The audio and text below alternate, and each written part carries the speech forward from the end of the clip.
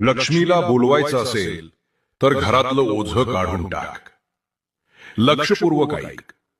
लक्ष्मी ही केवळ सोन्या नाण्याची पैशांची देवी नाही, ती ऊर्जा आहे, ती चैतन्य आहे. लक्ष्मी तिथेच येते जिथं घाण नाही. बाळा, तू म्हणतेस रोज पूजा करते, पण लक्ष्मी घरी येत नाही. तू जरा तुझ्या घरात बघ. जुने कपडे, तुटलेल्या गोष्टी, नको असलेली कागद, सगळं साठवून ठेवलेले असणार.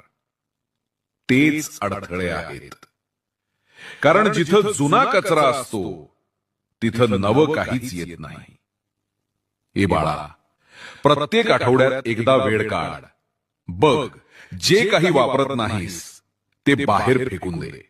चांगले असेल तर ते कोणाला तरी दे ज्याला त्याचा उपयोग होईल.